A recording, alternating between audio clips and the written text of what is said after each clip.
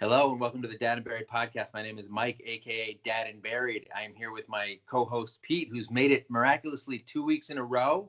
We didn't have to bring Mom and Buried back in. She is busy prepping her Halloween costume.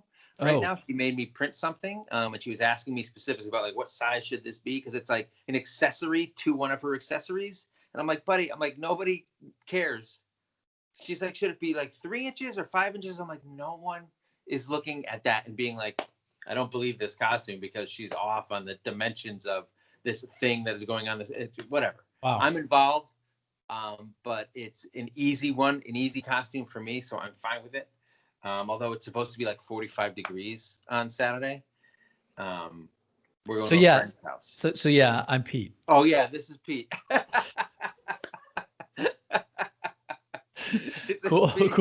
Cool riff, bro. Mom and Barry had heard that and just started laughing from the other room. Yeah, there he goes again. There he goes again. Piece of shit, Dad and Buried. So Halloween it's really happening at your house. So we're going to a friend's house and they have like a little outside. Yeah. But I think before we go, we're gonna check the lay of the land, like on our street, which is usually pretty festive, and there's a lot of kids. And you see what the deal is. There's one street near here that's like super decked out. And they have a lot of balconies, and apparently they've arranged something where they're going to be up on the balcony and like dropping candy through a chute. Nice. And everything the kids are wearing involves masks. Yeah, I mean Halloween is made for a pandemic. Let's get real. It's honestly, it's funny because Big Candy engineered the virus to create the pandemic. There you go. So that it would peak before Halloween. Everyone will be like, I need to get a mask on and go outside. What can we do? This is it. This is Big Candy's high-fiving themselves right now. It is. So yeah, that's what in like 4 days. And the other big story going on is I don't know if you heard there's a presidential election next week here in the United States. Yeah, good point. I know you are technically English. Is that true? No, I'm full-blooded USA baby. But yes, I am from the UK. You don't have your dad was just there like on a work visa or whatever. You don't have any. Yeah, well technically we had citizenship for a little while, but we actually relinquished it. Yes. Well, I think once your old kindergarten teacher, Princess Diana, tragically passed, you were like, well, I'm not going back there. Fuck this shit. It's a conspiracy. Did you call her like Miss Spencer? Was that? Yeah, Miss Spencer. Yeah, that's right. And actually, more importantly, I called her the dirty scoundrel, because I was the king of the castle, and she was the rotten. I don't even know how to say it. I didn't even know where you were going with that. I almost would have preferred you to do your stupid English accent. Yeah. So I didn't, though. No, I didn't. So if this is your first time joining us, you've probably already checked out. Yeah. If it's not, just a quick reminder, you can find me on Instagram, Facebook, Twitter. I have a blog. I actually posted a blog post today. It's a little listicle I did. Feel free to check that out. And Pete is not on social media. He doesn't believe in it. I'm not, you know what? I'm not going to mock you for it. Let me be really clear. I believe that the outcome would be such that we're experiencing now. That's what I believe. You nailed it. That's obviously, what I believe. You predicted it. You didn't say it out loud, unfortunately, or, No, I didn't. Might have been reaping the benefits. No, you know what I did, Mike? I walked the walk as opposed to talking the talk. So I'm impressed. It's literally the one time you've impressed me. Mike, you know what? I'm going to do it twice in a row here. Let me ask you a question. When was the last time you bought a regular sized carrot? As opposed to a baby carrot? Yeah. When was the last time you bought a regular sized carrot? I want everyone listening to ask themselves this question. I know what you're getting at. What am I getting? I'm pretty sure you're saying that everyone buys baby carrots now, and baby carrots didn't used to be a thing. All we ever, I can't even remember the last time I bought a large size carrot. It's like my dad said at Thanksgiving, I like my carrots like I like my children, baby. Okay, that was fucking atrocious. But I wanted to ask you, I know you can't. He was a complicated man. He's a complicated man. You can't remember the last time you bought a large carrot, but that's because you lost your food diary in which you wrote down all your shopping items. I did. You don't even remember. You don't remember the last time you bought a bag of Brussels sprouts. Like you're kind of adrift because you have lost your food diary and can no longer remember when you bought specific items. I'm just saying times have changed, Mike. Times have changed. We've changed. I think as a species, like I don't know I wouldn't know what to do with a full-size carrot other than somehow I got some ideas. Figure out how to get it into baby carrot shape. And it's called the knife. It's called the knife. It's not that difficult. I don't know. So what Pete is getting at is kind of a pet topic of yours that you've been trying to get us to cover for months. We started out with kind of a master list of topics, and this has been on there for a while because I never totally understood it. And when I posed the question looking for listener input, I flat out said, Pete wants to do the history of parenting. Don't entirely know what he's talking about. We're going to cover off on it. And then I asked them kind of what are things from kind of the modern age of parenting that didn't used to exist that they don't like? And was there anything from their generation of being kids or even stuff they realized from their parents or grandparents' generation that they would prefer in their parenting world, which no longer exists just because of the nature of the beast? You want to get into a little bit more. You want to break down the Latin roots of the word parenting, where it originated, what it means, the stuff our listeners are really here for. Hardcore etymology. Yeah, hardcore etymology. That's usually what most people are on the internet for. I'm changing the hashtag or my bio on Instagram for Dad and Buried. Just your home for hardcore etymology. So we're gonna break that down and then build it back up, just like good parents. That's right. I don't think you're supposed to break it down. You're supposed to break them down. Yeah, I'm pretty sure you break them down. And then once they get the brush teeth right. Well, look, if 50% of parenting is breaking them down, then I am fucking nailing it so far. When does the building them up part start? Because I hope there's some kind of sometime around 20, 24, 25, something like that. All right, good. So I got a few years if we're still here. All right, so when we get back after the break, we're going to get into the history of parenting, and we got a lot of comments. Turns out we're not the only people who like to complain about modern parenting, buddy. There we go. A lot of feedback. Can't wait to get into it. All right, we'll get into it right after this. All right, welcome back to the history of parenting episode. This is gonna be a long one, folks. We're gonna go through this step by step, era by era. Buckle up. Going back to we're gonna cover the caveman and the BC period, and then the AC period. No, it's AD. God. There's actually a new term that's not. Is it MAGA? Yeah, no, it's not BC anymore or AD. Oh.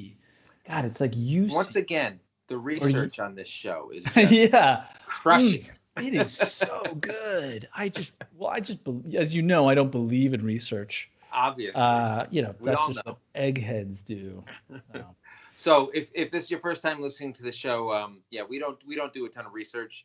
And you don't have to either, because you can easily find the Dad and Barry podcast on Apple, Spotify, anywhere else you listen to podcasts.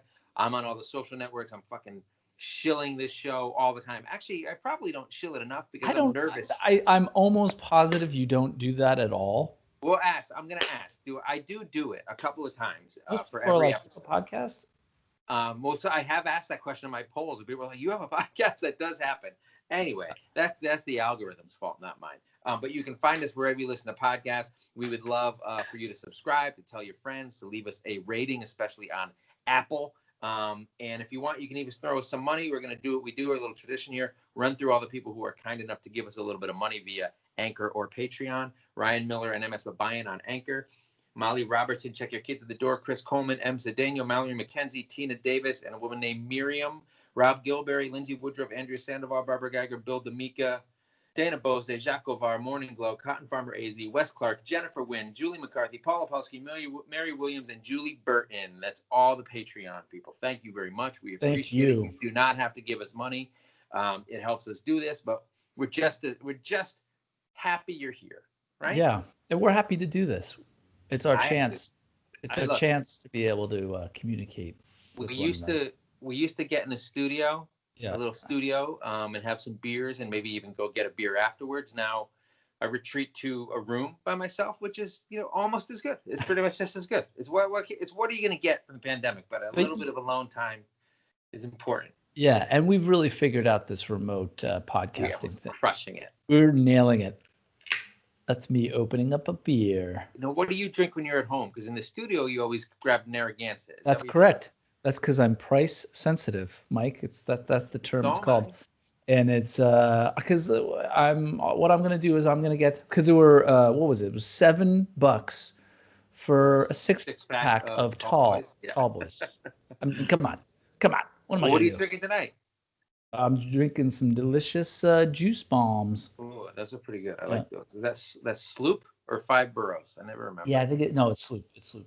Yeah, I like Sloop. I like the super soft too. Anyway, so tonight we're going to be talking about the history of parenting. But before we get into that, I announced a few weeks ago we were going to start doing a parenting in the news corner, and I think I've done it once. We did one episode about like trending parenting topics, which was actually pretty fun. And I was like, maybe we should make this a segment. And then we did one about Joe Montana foiling his grandkids' kidnappers.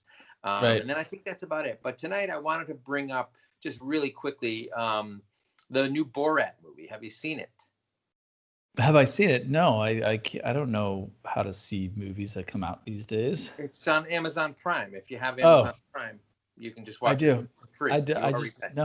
I always skip over Amazon Prime, and I always forget about Amazon Prime unless The Boys are on, which I've already watched that entire season. So you already watched whatever. You're already a loyal customer. You're acting like you're above it all, but you're already a loyal customer for Amazon Prime and their original programming. Mike, which Borat is. Like my dad, am complicated. I'm a complicated the baby carrot. So it was actually, he has a daughter in it, and she's actually quite funny. And it's pretty funny. I laughed a lot. I'm not gonna lie to you. I laughed. It's more movie than like guerrilla comedy. Like there's more plot and like framework to it than the other one, which was kind of like barely strung together sketches. Right. But it's really funny. I would recommend it. But he has a daughter in it, and it's quite touching. It does not start off touching. She starts off in a cage because that's what they do in Kazakhstan. But by the end, they have formed a bit of a relationship, and I think you might relate to it. I know that while you didn't keep your daughters in cages, you've long been an advocate of cages for children, as have I. Yeah, but I mean, cage can be anything. Can it be emotional one? I mean, how are we going to get the next generation of amazing singers if I'm not a total douchebag? And and I'm trying, as you know, I don't have to try that hard to be a huge douchebag. No, you don't try at all. No, but I just need my kids to give, just to have a little edge to them. And that comes from me, parenting them. Well, guys, parenting them. I'm hoping to create, the next great golfer, and in my attempt to do so, I'm being an unbelievable dick to my kids all the time. Just what you have to do. It's just what you have to do. Haven't you seen the film Whiplash? Have you seen the film Whiplash? I have in my Fast or Slow. It is really great. Good. It's very sort of at the end. You don't quite know where you want to be. No, I know, right? It makes it like, well, is that worth a flash of genius or brilliance? So Kobe Bryant worshipped that movie. And I think we're sad. R.I.P. Just telling. So that was 2020, another victim. And that was parenting in the news. So wait, was that parenting in the news? That was. I brought up Borat because that's kind of a hot topic these days. Okay. Okay. So look, I told you I haven't been, again, we don't do research. I haven't been looking for it wasn't thought out. There was no preparation. I foolishly thought I was going to stumble across a whole bunch of fun parenting in the news movies to talk, or items to talk about, and I haven't. So you got a little Borat review. Yeah. Deal with it. Well, okay. So why don't we do this? Why don't we parlay that rather interesting segment into the actual topic at hand, which is, let's do it. Which is, look, it's ultimately this topic of this entire podcast, your entire brand, the concept of you being a dad, a father. You're going to say etymology. Etymology. Well, again, going into parenting. What is it to be a parent? By the way, pop quiz, everybody. Hot shot. When did the term parenting come into existence? Folks, Mike? I was surprised. When I found this out because we talked about this last week. So the term has existed, but what Pete is referring to, But what Pete is referring to is in modern parlance, the way that it's used to refer to the concept of parenting. Do you know what they were using before? It was rearing. You would child rear, and then you parented. In the 70s, it changed from rearing to parenting. So that means you just basically had, like cats. You had a bunch of cats. How many cats do you have? I got 4. Damn, that's a lot of cats. Yeah, what are they doing? I don't know.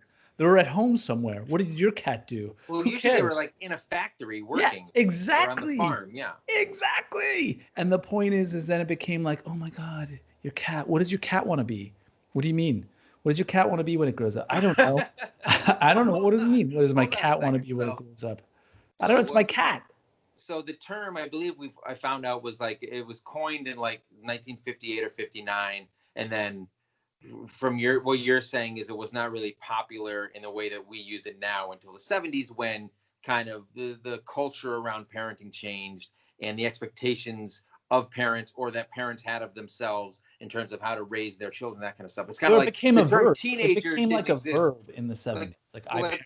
It's like the term teenager didn't exist until like the 50s, post-war, when kids no longer had to work and there was boom times and a lot of money and they wore jeans and t-shirts. Now teenagers are just waiting to become boomers. Everybody knows what a teenager is, when it was kind of a new concept. And what you're saying is the version of parenting that arose in around the 70s, when it became kind of like a lifestyle, right? Yeah. And a demographic has changed. And that's what you mean by the history of parenting.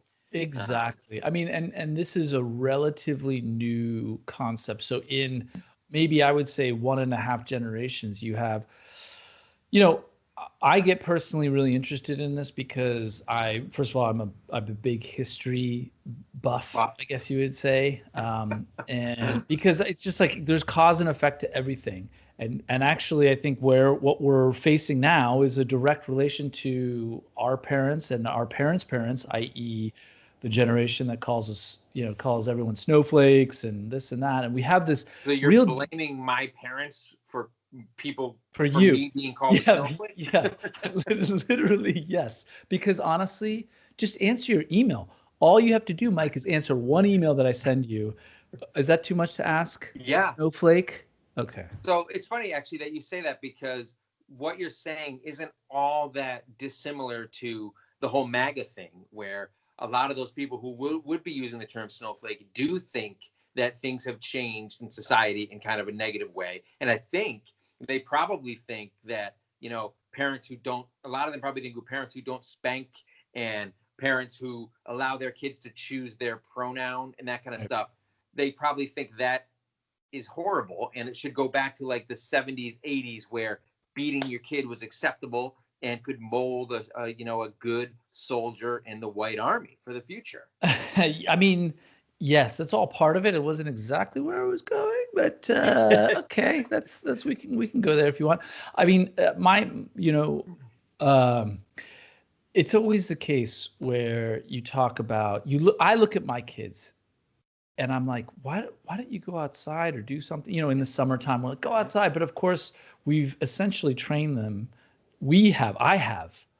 I'm going to try and blame you a little bit, but really it's my fault because they're my kids, even though I'm pretty sure you had something to do with it. With your kids? Yeah. Oh.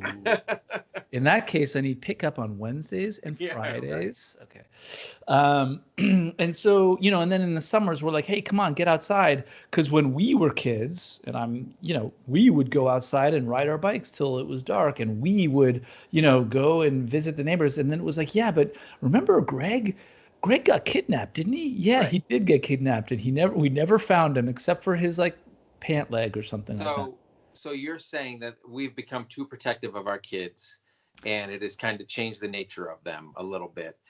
It's not exactly what I'm saying. I'm just saying that it has changed. And I feel like what I was hoping we could do is just have an episode where it's like, look, let's acknowledge that this is moving quickly. Sure. That, going from like rearing your kids. How many kids do you have? I don't know. Like, think about our dads. I mean, literally, there are dads. My dad, I think, was probably one of the most. Was a great dad. Super involved. but there are a lot of dads that were not like that because they just like whatever, dude. I remember when I had my eldest daughter, one of my friends' dads came up to me and goes, "I've changed more than just a few diapers in my day." Yeah. Like he was, that was his thing where he's like, "Oh no, I'm hip, I'm with it. I changed up to like 6 diapers." This is And what I want to now it's say. like, dude, can you imagine if I was like, I'm not changing that diaper? The time and space would rip open and I'd be swallowed whole appropriately. Even the dads who were good dads like mine and yours and who were involved, even the most involved dads were nowhere near as involved as like the average involved dad these days. That is correct. So I know that some of the stuff you're going to complain about is like, baby carrots and kids having water bottles. Oh my God. Okay, but hold on. Before we get into a lot of these complaints, and many of them are valid, including some of the ones that you've mentioned that a lot of people referenced, and the feedback that we got, is I think, and I'm not sure, but I feel like it's a sort of an unassailable fact is that the parents who have changed parenting, and the reason parenting has changed is because kids or parents want to raise better people and good people, and they're much more serious about how they can do that, whether what they're doing is correct. And this is the thing I always say about parenting. We don't know if how we're parenting our own kids is going to work or be traumatic for them or horrible and change them or whatever way. We won't know until they're 35, right? Like for sure. Like you'll know occasionally incremental stages, things will be going well or whatever, but a lot of the stuff that we're doing is throwing shit at the wall. But over generations, there has been some stuff that has kind of disappeared because of the way the world has changed and the way parenting practices have changed and all that stuff. Like now there's a movement for free range parenting, which is basically how we lived in the 80s, where you would get on your bike, you'd be gone all day, you'd come back at dark, you didn't have a cell phone, your parents had no idea where you were, they weren't concerned. They were maybe occasionally were like, oh, I wonder where he is, or it's getting late. But nowadays, or that's a lot of blood on the lawn. Exactly. But nowadays you got tabs on your kid all the time, mostly because they're right next to you usually. Well, I mean, so I think that's this is an episode of First. Well said, Mike.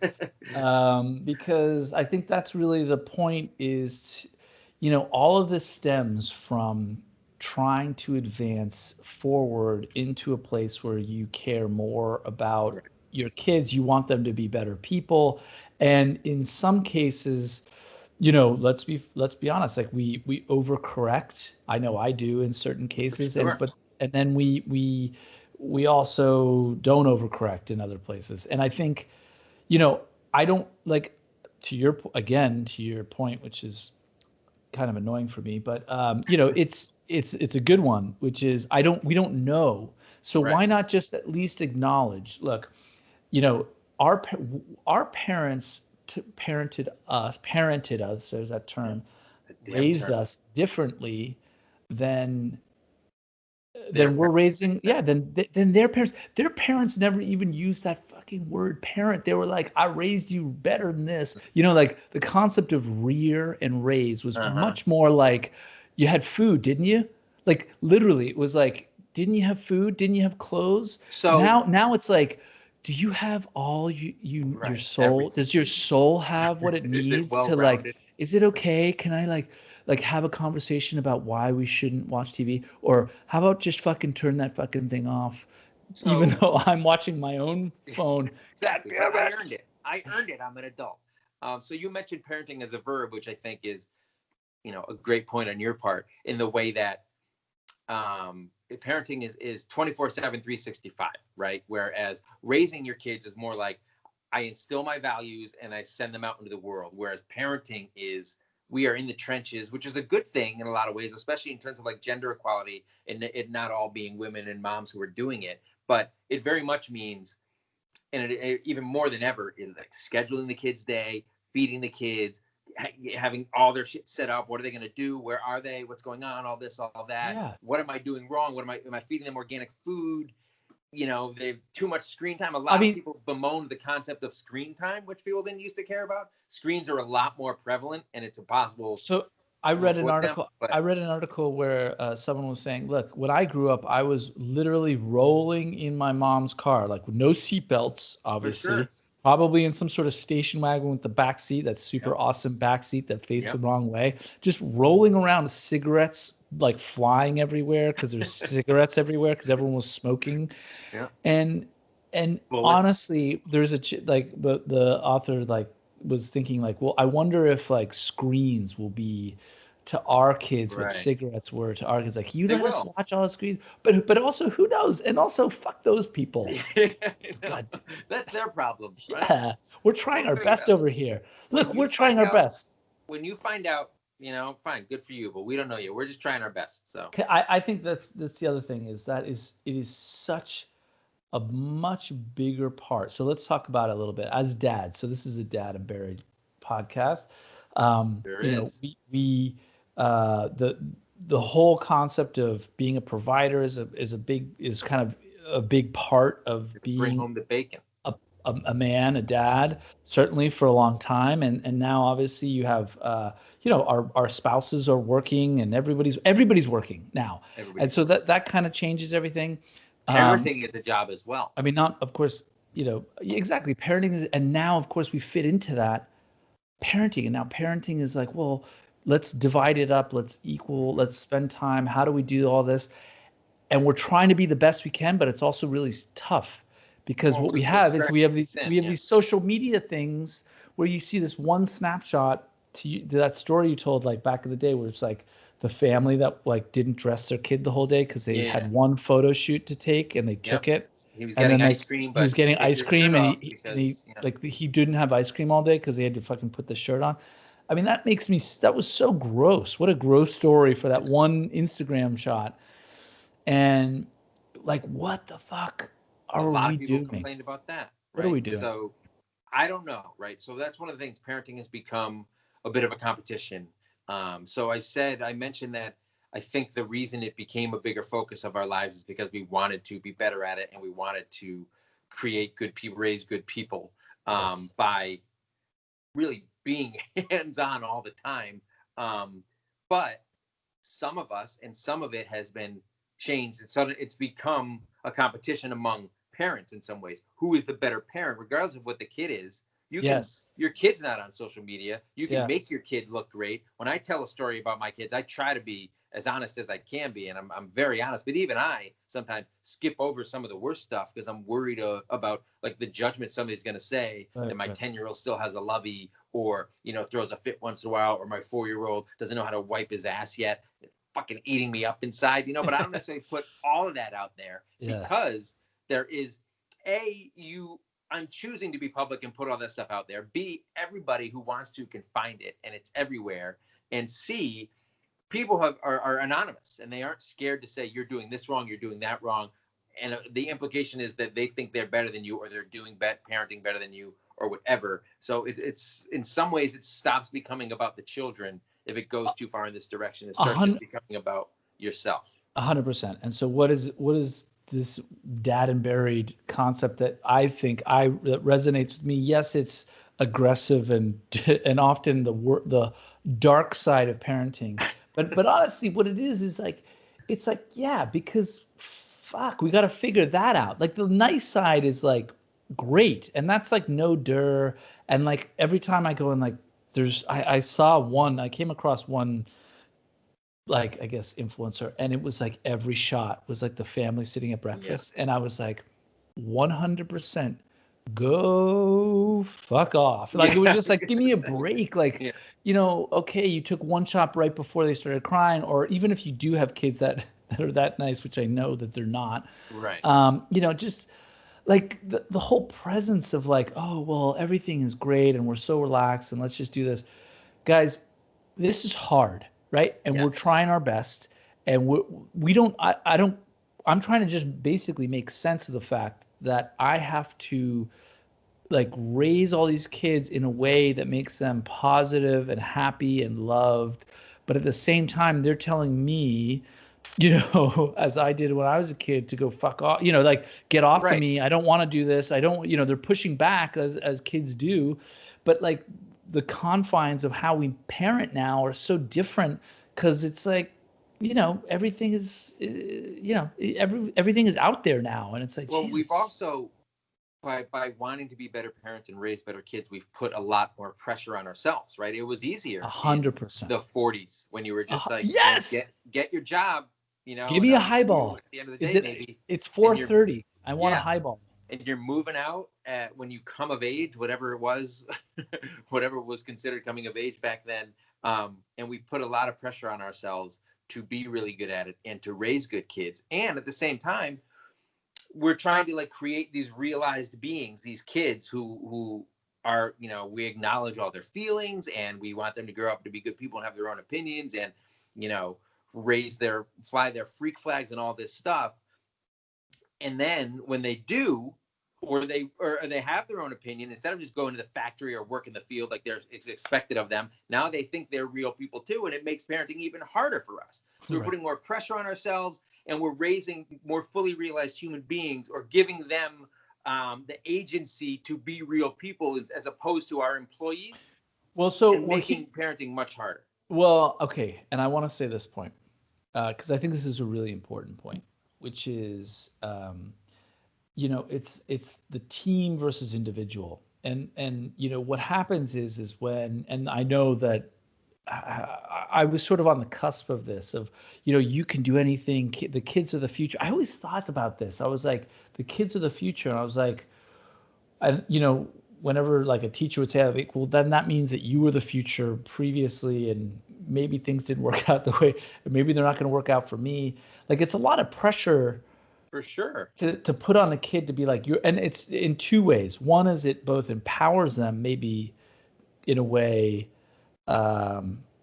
I just, in a false sense, rather than, look, here's the team. You can play this position, this position, this position, this position.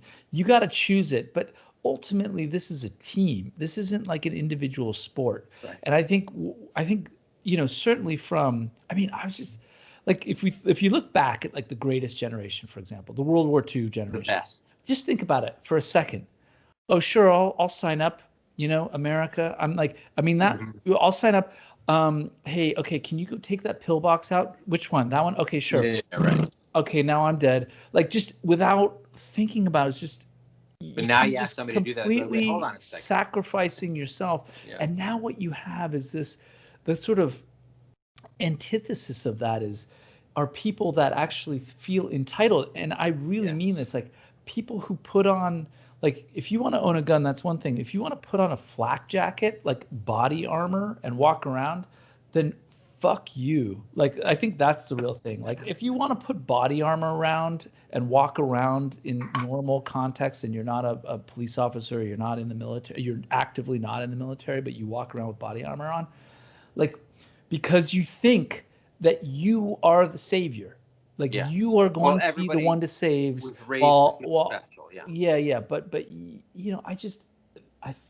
I don't, I think there's a lot of that going on, and I think it manifests itself in a lot of different ways, like putting body armor on and being like, here's my gun, I'm going to walk around and save everyone. I'm going to protect America, or protect my community or my family or whatever it is. Everybody thinks as opposed they're the main character instead exactly. As opposed to, why don't we all just like do our fucking jobs? Yeah, do your job. Like Bill Belichick says, do your job.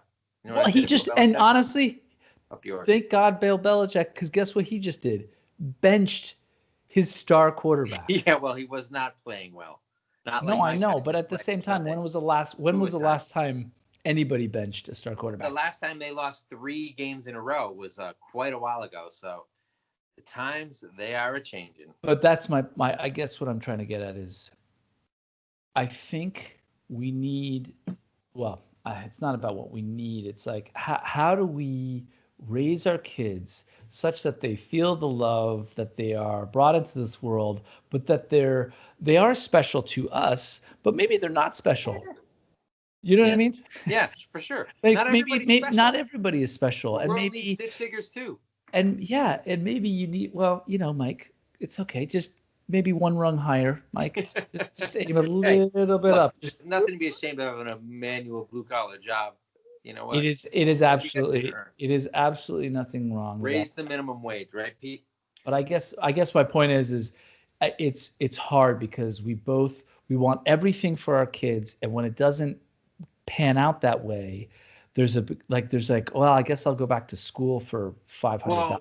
But also when it doesn't pan out the right way, I think the tendency now is to be like they need more parenting, whereas what may be happening is that they need less, right? So the way that I phrased the question to people, and I don't know that it was the perfect way to phrase the question, and I don't know that the responses they gave 100% tie in, but I think a little bit they do, because people are complaining about aspects of modern parenting that stink, and I think the main reason people think they don't like them is because their parents are assholes. Well, no, they think they're detrimental to the kids, right? Again, like I think most of the people that listen to this podcast love their kids and like to vent and hear other people vent and complain about their kids.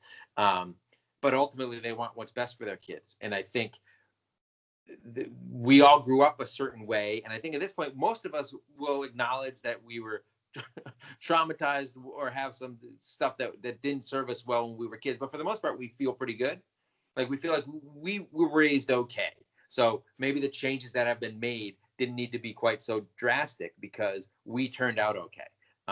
But I think every generation does that. They're like, oh, I'm good, so I'm going to try to raise my kids the same way. But our generation is not doing that. We're not raising our kids the same way. We're trying to improve on it.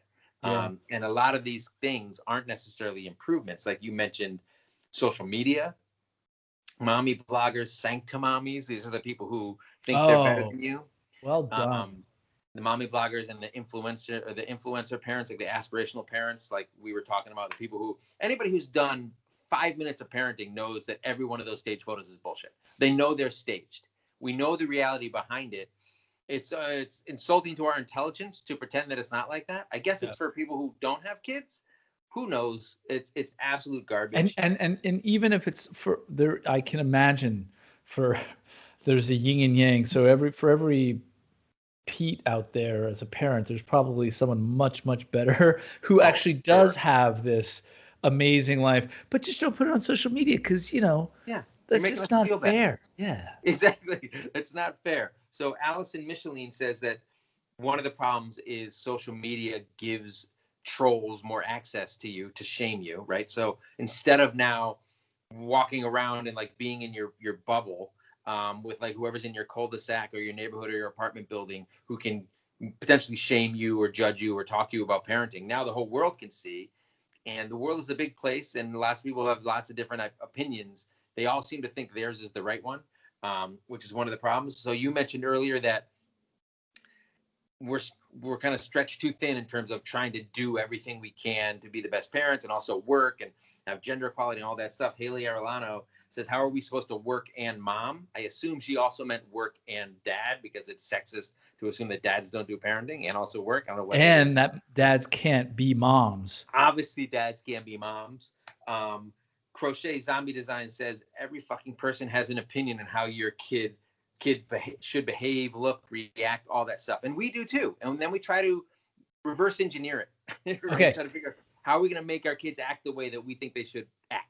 So I have a list, and I saw a kid. So we were at the park, and my kids are great at so many things, and I love it.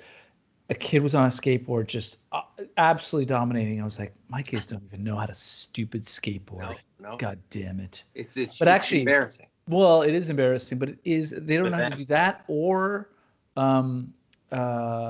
anything to do with baseball. I don't have a mitt. I gotta get a mitt.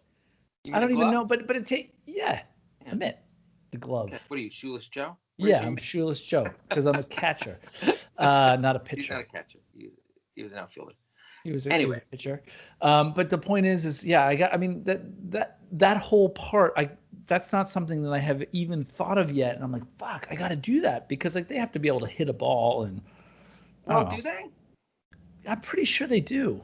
I feel like it's on my list for 2021 if all goes well and we're still here in 20. So Stephanie Rhiannon bemoans the culture of competition that has risen around parenting, which we touched on a little bit. And I wondered, when you see a kid skateboarding, are you like, fucking my kid can't skateboard. He's a failure compared to that kid, Tony Hawk over there, right? I think that's part of it, right? Is sometimes people can shame you, and sometimes you can like shame yourself. Like, oh, I haven't done this, but you're not looking at the fact, that your kid eats multiple breakfasts every morning, and that's something to be proud of, like, right? Yeah, like Sam the Hobbit, which different strokes. exactly. Sam G. Yeah. Yeah. So I thought this was interesting. A handful of people complain that there's not a village anymore. So despite all this access and all of these people all over the world that can see your parenting and that you interact with social media, especially if you have just one of the preeminent dad accounts online on Instagram, like I do, a lot of input and interaction. Yeah. The village that it requires to raise kids doesn't seem to exist anymore. Missy Wolf 921 says, my friends' moms were like my surrogate moms. And she's like, I wish my kids had that, but they don't. And I think part of this, something else that came up with just the amount of information that's out there, partially because of technology, right? So you mentioned earlier about like the one kid who got murdered in your town or whatever. It's not actually what you said, but you were like, one of the reasons parents don't let their kids go out and have free reign and do whatever is because they're scared, right? Because are they going to get kidnapped? This Halloween, is there going to be a razor blade in the candy, even though that happened like once ever and is basically just an urban legend, like that kind of stuff. I don't know that the world has necessarily gotten more dangerous. Let me take that back. I don't know that the world before Trump was president had gotten more dangerous. I think it was just we had so much more access to all those bad stories and TV and the news networks, and we're just inundated in a way where you used to get a newspaper, see if something was in it, and then you wouldn't think about the news again until like the next morning. Now it's just a constant barrage, and I think people are paranoid probably more than is warranted. But we are way past the point of putting the horse back in the barn, because there's, like I mentioned, there's a movement for like free range parenting, which is trying to get things back to where they were in the 80s. And I think almost everyone is like, I don't want to go that far back. That seemed a little bit reckless. Yeah. But when a parent is getting arrested because their kid is at the park by himself, that is when the problem comes in. But again, I don't think that the world is necessarily, up until 2016, I don't think that the world was necessarily more dangerous. The problem with that, aware of it. The problem with that particular story is the kid was a 42-year-old man who was single, who you were just sitting at the park. Look, man, I like the park. So yeah. Hey man, where are your kids? My kids. Oh, right. Nadia Riggs said she feels less connected to her neighbors, which is the same thing, right? It's a little bit of paranoia. It's people don't need as much personal interaction because they're online. This probably has something to do with it. Look, I'm not a doctor, all right? I'm not a doctor. But screen time and technology and social media were a couple of the big themes that came up. Like I mentioned, Felicia, who lives in my neighborhood, you should have seen when she ran into me in the park. She was like, "Are you Dad and Barry?" She was like it was like she almost fainted. Like she was so excited to. I can tell that you have written in your dream journal about this moment where the person who almost actually fainted, I was actually sort of superimposed them. She came up to me. She's like, "Are you Dad and Buried?" And I was like, "Oh shit! Like, was I just yelling at my kids in front of her?" I got really nervous but actually I lucked out. I was actually in a good mood that day. But she said that the whole concept of screen time annoys her. And I had a tweet once that I wrote where I was like, I know you love it when I share my tweets from years ago, where I said, like, I'm pretty sure my parents weren't wringing their hands over the fact that, like, I woke up every Saturday at like 6 a.m. and watched cartoons until noon, right? They weren't like, oh, wait, he's hit his 6 hours of screen time for the weekend. Now we can't watch any tomorrow. They didn't do that at all. Whereas we are very much like, okay, you have to do something else besides screen time. The thing is, we would do other things. We would go outside and ride our bikes. We didn't have screens in our hands at all times. So it's not exactly. And also, Saturday morning cartoons wouldn't slowly just evolve into men in sort of like Paw Patrol sort of like onesies. But you mean furries? Eventually become naked. Paw Patrol furries out there, like guys who dress like Chase. Have you been on the internet recently? I don't go to those corners. Believe me. Mike, trust me, they find you. So Amanda H. Scott said that same thing. She said, my parents had no guilt about how much TV I watched. It was just what I did all the time. Well, Amanda, I hope you did a little something else besides half court with Dick Butkus on Saturday mornings. I think.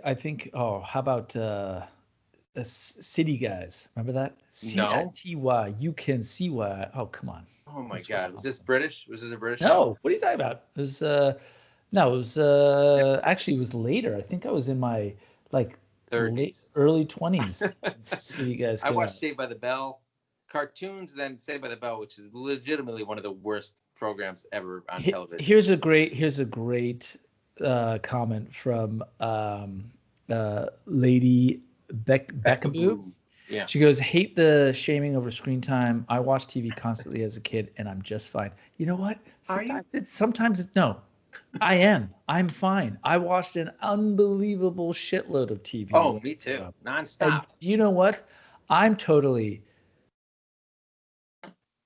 Exactly. Yeah. So first of all, you didn't watch that much TV. Everyone knows it. You were like playing squash at the club. Mm-hmm. You were playing polo with Prince Charles, according to this backstory that you've cooked up for yourself. No, but what I did do a lot of is I would play a lot, like with like guys, action figures. Yeah, action figures, like the G.I. Joe, like the small kid. Right? Yeah.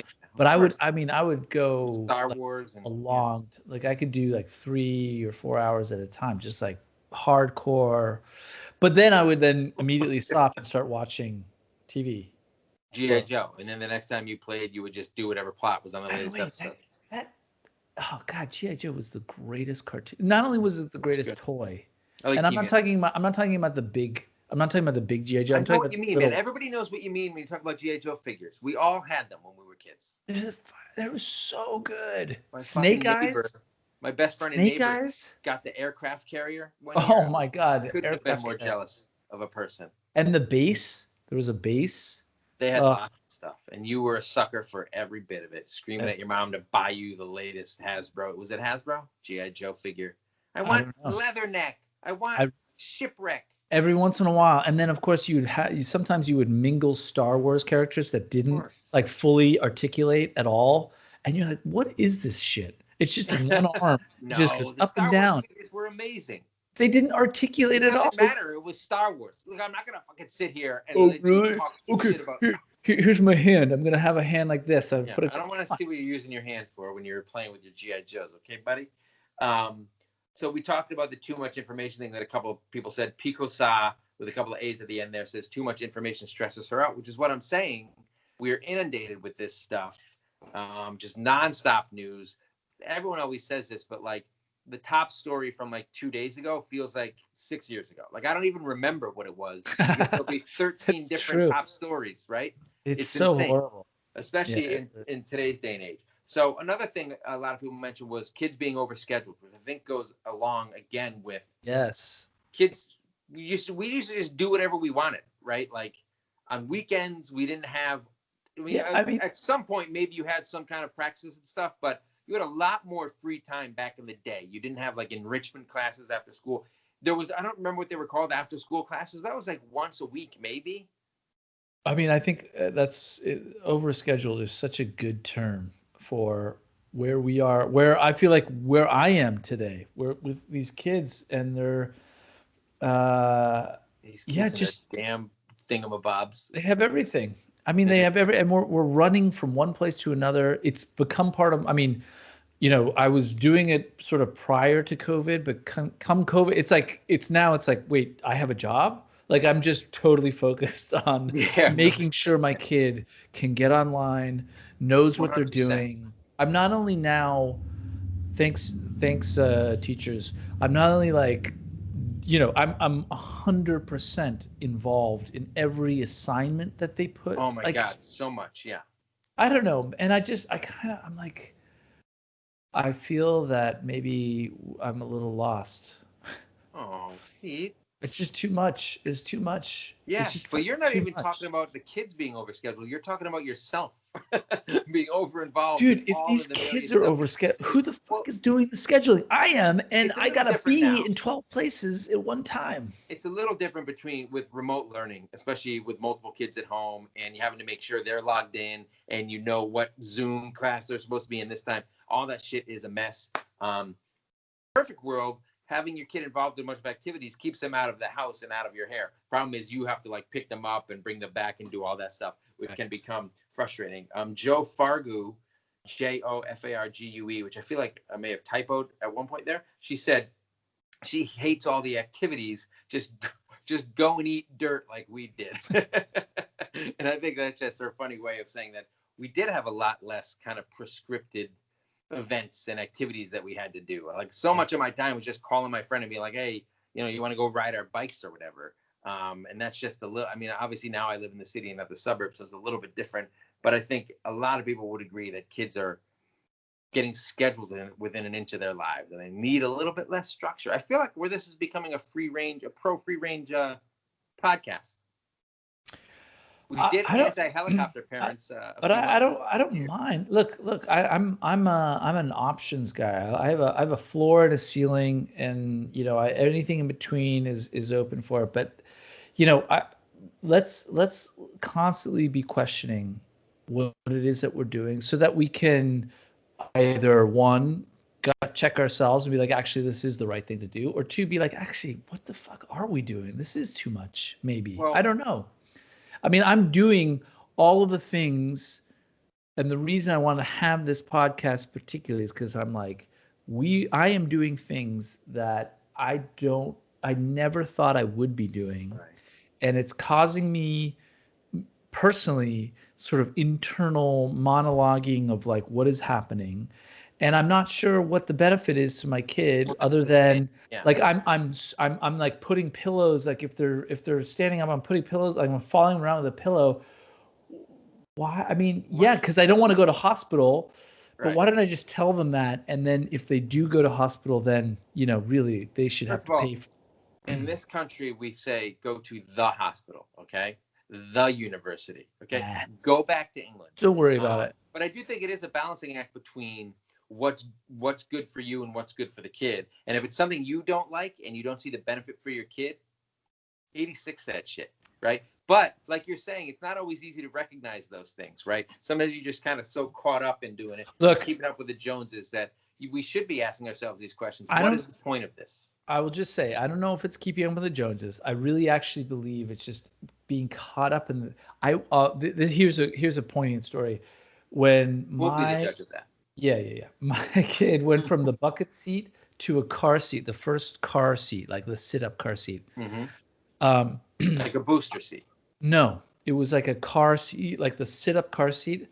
I have never installed a bigger piece of fucking plastic in anything. I've just never seen it.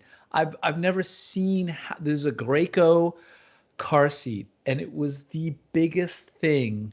It was like it was like a size of the actual car seat, my vehicle seat on top of the seat. Yeah. And it was a 15-point harness, and it had all these loops that had to go everywhere.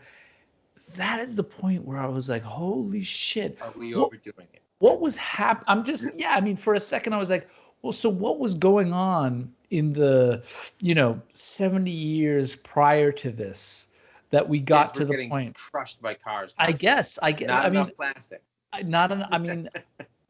mean, obviously that was the case, but that was such a pointy moment because it was. But you're saying if it so ain't complicated, don't fix it. No, don't fix it. So that's not what. In excessive manner. That's not what I'm saying. What I'm saying is I'm pointing out little markers that happen along the way. Obviously, we have car seats because the data shows that kids survive more. That's a nice thing. It's nice to have your kids survive. That, yeah. But at the same time, these strollers and the size of everything, and it's just the amount of. Are we coddling them? The amount of our kids? Money. I don't know because I'm too busy coddling my kid. Yeah. Well, you to really understand. Like with a pillow so they don't get hurt and all that stuff. And I never wanted to be the dad who was like, super worried about his kid getting hurt and like really making his kid nervous so that the kid wouldn't try stuff and do. Well, that's it, right? Stuff. Well, so Kaylee Roberts, Roberts says she thinks that kids are missing out on learning what actual consequences to their actions are. I think because parents are around all the time, our instinct is to try to protect our kid. And by virtue of constantly being around them and having a level of supervision and involvement that parents in other generations didn't have, kids are being protected from those kinds of consequences, whether it's a scraped knee or, or whether we're going to their teacher and complaining about a test score. This is hardcore helicopter parenting stuff. But I do think she has a point in that kids aren't learning as much independence. They're not learning how to solve problems because we are kind of always there. Even the best of us, who's trying not to be the hawk over the shoulder or whatever, making sure everything goes well for the kid. Snowplow parents are moving their obstacles from their way. Even the best of us who aren't doing that can't help but, by virtue of being around them more, protecting them more than we would if we weren't near them. 100%. And I don't even, I mean, just to be clear, this isn't about helicopter parents. This is about you and me and how we're we're trying to figure out how to do this parenting thing. I think we I think we have a couple different, we're similar, but we have some different styles at the same time. So my son, so I have 2 daughters and a son. Yeah. Yep. And he falls and he scrapes his knee, and it's like the world has ended. Oh my God. But then he's playing alongside these 2 other boys who basically have major lacerations that should be taken care of by a medical, but they just kind of move along with it. Like, oh, hey mom, by the way, my foot looks like this now. And the mom's like, oh God, that looks bad. We should probably go to the hospital. Like that. And yeah, I mean, but my son falls and scrapes his knee and is like, blood, is there blood? Is there blood? I'm like, dude, it's okay. It's okay. Don't worry about if there's blood or not. It's going to be okay. Your knee's okay. I don't know. I mean, that's not a story about, me being like, oh, come on, suck it up. But at the same time, it's not, I don't know how that version of my son kind of came to be. Well, I think that's the thing. Like you try really hard to have your reaction not be big so that they can get past it and don't think it's a big deal. But sometimes that's not always easy. But I like nothing more than one of my kids gets hurt and shakes it off, right? Because it doesn't happen all that much anymore. So I often say to my kid, I believe this is a line from the classic college sports film, The Program. I say there's a difference between being hurt and being injured. Like if you're hurt, it hurts for a second and you can realize I can chill because I didn't break my arm. I didn't do whatever. I'm going to be fine. It's the initial outburst where the sensation of it and then them not being able to rein it in. Like I try to tell them, I'm like, look, it hurts. Take a few seconds to try to think about how much it hurts, because I bet it doesn't hurt as much as you think, because you're not broken, you're not injured. And then 5 minutes later, they're totally fine. Right. But it's those first couple of minutes that they're just like, my kid acts like he has been shot. Yes. Right? From the most basic, he'll stub his toe, and I'll be like, bro, you don't want to be the guy, fucking man up, because I'm not that kind of dad. But you can't help but be frustrated because you're like, it's just an overreaction that you wish you could get past.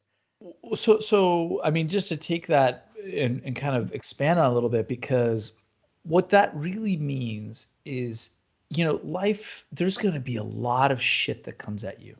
And, the point being is your knee is going to get scraped a lot. Sure is. And metaphorically and 100%. Yeah, no, exactly. And you can't, and the reaction to the scraped knee is not one of man up, you fucking pussy.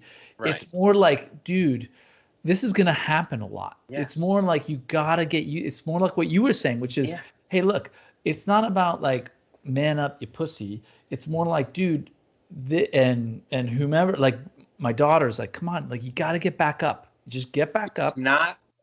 It's to your point about being injured versus just being kind of startled, that initial kind of startle of oh shit, I think I just cut myself. Fuck, I'm bleeding. Okay, well, look, it's not so bad. Let me just keep going.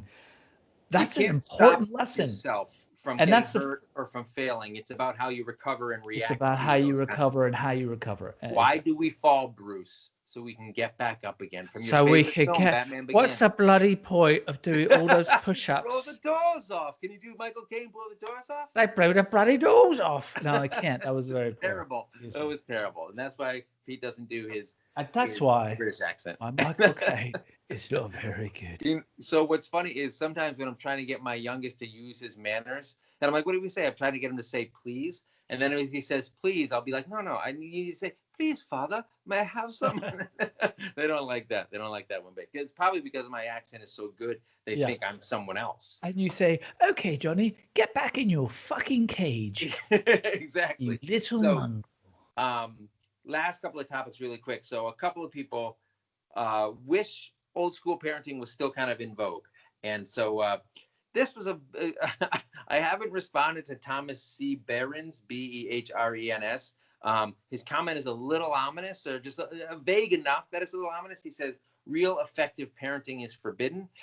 The stuff that's actually forbidden, like for real forbidden, is, I think most people can agree, not the best stuff in the world to do. I'm not entirely sure what he was getting at. What I assume he's kind of getting at is corporal punishment and spanking your kids. So AKAUL8 says we can't spank our kids like we were spanked or like our parents were spanked, which is true. But the reason you can't spank them isn't just because it's seen as kind of cruel and barbaric. It's also because studies show that it's not effective. I was spanked maybe once or twice as a kid. What was effective was being scared of being spanked. So I don't have a huge problem with like maybe spanking your kid once and then making them live in fear of you for the rest of your life. It's just effective. It's just effective parenting. I'm not a good enough parent. My problem is whether I'm being a harsh asshole disciplinarian or I'm being a softie, I'm not consistent. So in my house, my kids are just shell shocked because they never know from which direction I'm coming. What mood is daddy in? Bipolar daddy, right? It's not an effective way to raise your kids. But neither is, I think, spanking them. At least studies have shown.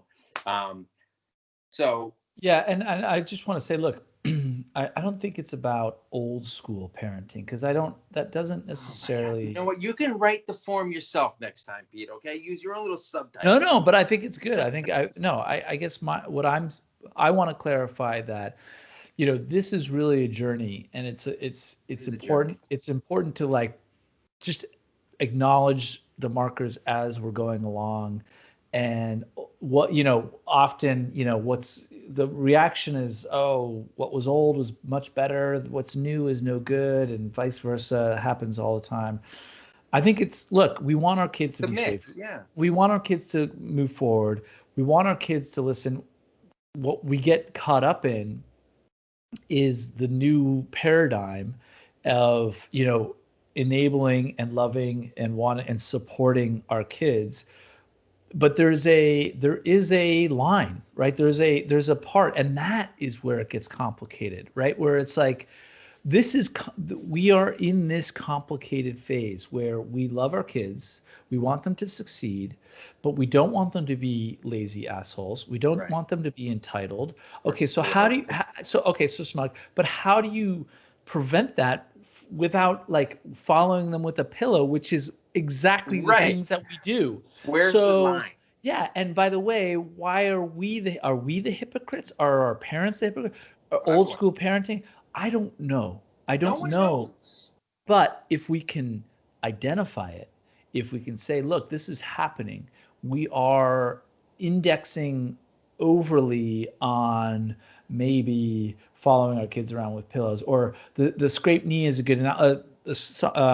I coach my kids soccer, and it's a U6 soccer, and get smacked in the stomach with the ball. He's like down on the ground, and I have to help out. I have to look like I'm helping, even though I'm much more focused on where the ball is, and that he's dead to me kind of thing. I have to put that aside. I have to be like, okay, I got to focus on this kid, and I'm like, oh man, dude, the first thing you got to do, if you get hit, you got to put your hands above your head. Can you breathe? Can you breathe? And, I'm just asking him all these questions. And he's like, yeah. I'm like, oh, man, I've never seen anyone do that. That's amazing. I can't believe you're up. Do you think you can play? He's like, yeah. Cool. And he's back into it. And I don't know if it's about like, okay, let's shut down the game because the kid got hit in the stomach. Or you should be yelling at him and not acknowledging the fact that he got hurt at all. Just be like, no, but I did. But I feel like we're kind of towing that line. What is that line? You're right in the middle there. Sounds like what you did there was right. And well, I don't know, but I think this is where we are. And I feel like it's like there's a level it comes down to floor and ceiling, right? Like we have to establish a floor and we have to establish a ceiling of what's tolerable. on either end. On either end, like honestly, like if you're if someone if like quite frankly, if a kid is attacking you, to talk them out of it is not feasible. You're gonna have to like physically like tell them what's going on, because you're you're a physical person, like, and you have to set those boundaries. You know what I mean? Like yourself. What's that? I'm not a physical person. I'm a bookworm. No, but I mean, like, yeah, I mean, I don't know, other than I've said this before, but you know, my daughter has epilepsy and she was on medication. We were just kind of going through this, and it caused severe sort of like outbursts. Let's just put it that way. Right. And you know, part of it is being able to, you know, just figure out the situation that you're in, and address that. Context, I think, and being okay with context. Like old school parenting, is it okay to hit your kids? Absolutely not. But you know, if they're being a huge dick. However, you know, there is a context for, like, yeah, if your kid is made up that way, like if they're predisposed to having violent actions happen, like grabbing them and physically putting them somewhere is exactly. Well, this is the thing, in my opinion, the right people who see you on social media, people who see curated version of your life, people who only have bits and pieces, even just somebody you see at the store who you're like, oh, they're treating their kid harshly. We don't know the full story ever. We don't have any of the context. I wrote a blog post about this years ago. You try to give people the benefit of the doubt. Obviously, if you see a kid getting abused, it's a different kind of thing. But without the context, it's really hard. And we are all just guessing.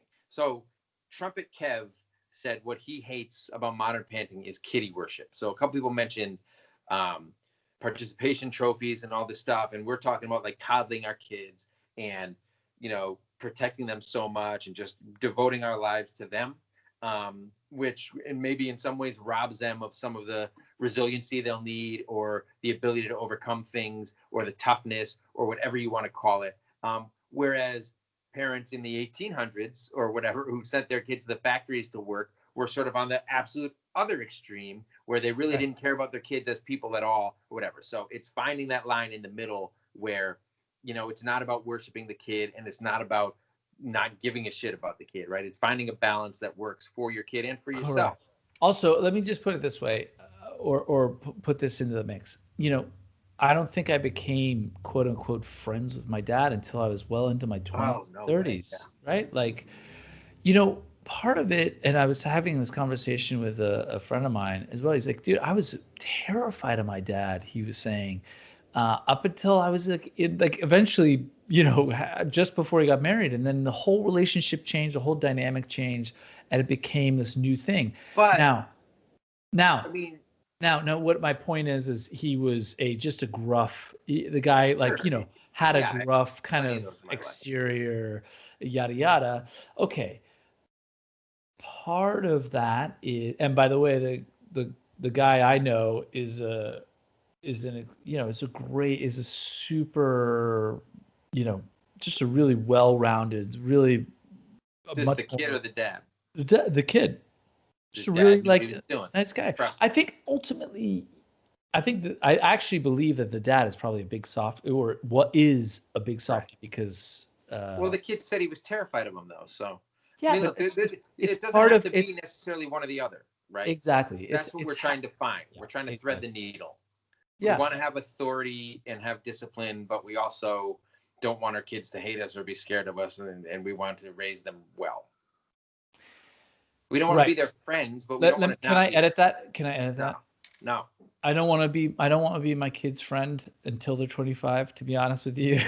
Like, really. But you don't necessarily want to be who they're scared of until they're 24 either, right? You don't have to be, maybe a little bit in some. I don't know. I wouldn't say I wouldn't say no. I don't want that. All I want is I want to have fun with them, which I like. But there is a line, and I say this a lot when I'm with them. I'm like, hey guys, come on, like, we just had a great time. That was fun. We got to calm it down. We got to chill out. And then, you know, if I need to like do my dad voice. And of course, I'm the one who's always yelling and always like being loud. But ultimately, as we've said many times, I'm usually at like a level 8 because I just can't stand slime and I hate it and it's everywhere. And so that immediately just puts me at a level 8. No one mentions slime, shockingly. Yeah, I know. The thing they hate about modern parenting. So no one says much to slime. hate. But anyway, whatever. I'm just rambling at this point. So I want to say, notes from Gail said she misses when it was healthy to eat bread and drink Gatorade. And I know that you would probably prefer your kids drink Gatorade than have special water bottles that they carry around. You know how much you hate water, and big water has really horned its way into our lives. Well, yeah.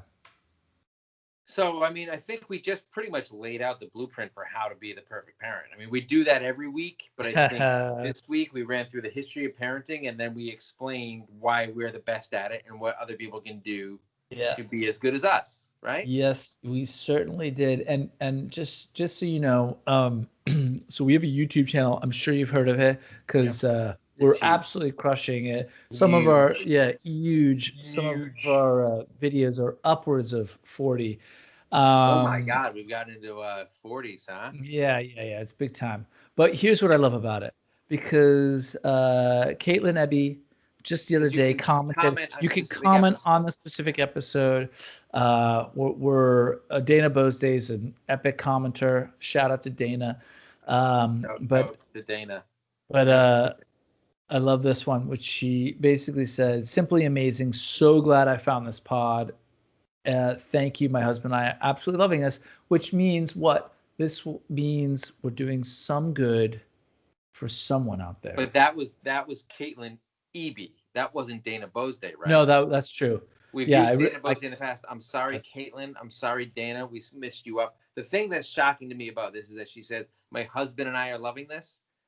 I got about 22% male followers on my Instagram. We need more of them. A couple of guys shooting the shit. Be like Caitlin Eby. I have no idea how I'm supposed to pronounce that. Be like her husband. Yeah. Right? Exactly. And be like loving Caitlin. It together. Be like Caitlin. Be like Dana. Be like all our supporters. Thank you, guys. We appreciate it so much. You throw us some money, like we said, on Patreon or Anchor. You can comment on specific episodes and see what we're wearing. My new Dolphins hats, 2 a time this Sunday. Let's look do at this. You. Well, look, turn to the side. It like it's a little relief, so it's like above the rim. Oh yeah. And you can listen and subscribe wherever you get your podcasts and rate us on Apple. We would really appreciate that. Thank you. This was a slightly more scholarly episode than I think. Was it? No, it wasn't scholarly at all, but it was a little more serious. We do that every once in a while. But you know what, Mike? I wanted to get into it, and boy, did we get into it. We chopped it up. So everybody have a happy Halloween. Yes. Go out and vote. No matter who you're voting for, go out and vote. It's exciting to see how many people are out there. No showing off, New Zealand. But it is nice. Let's do it. And we'll be back probably eating candy on the next if we get some. What's your favorite candy bar? Baby Ruth? Lion Bar. What? It's a lion. Go back to England. You piece of garbage. It's a take. You know what? All right. I will go back. Thank you so much. I'm about to go back. We'll see you next time, peeps. All right. Bye-bye. Cool. All right, dude. Good up, I think, maybe. Yeah, I think it was good. We'll see what happens. It was probably an hour and 15. That was good. Oh, hey. So next week, I don't think I'll be available because shit. Okay. Charlotte. Yeah. No, I'm thinking of what the date is. It's 11. It would be like the 2nd would be the day of the recording, right? Yeah. It's daylight saving next Saturday night, Halloween night. Okay. But yeah, next weekend is because I have to go up. I have to be up at SAB. What's SAB? Lincoln Center. Oh, she's back in that? Yeah. Well, she's been doing it, and that's why I haven't been every week. She has 2 weeks on. Exactly, 2 weeks off, and then it's been fucking crazy the whole time. So it's great to have Heather actually. Yeah, no, it's good to know in advance too, which we don't always. So I think it's I'm just trying to think, because it's her birthday is next week, so it's right between Halloween and her birthday, and I'm wondering what the topic could be. Okay. Probably something obnoxious.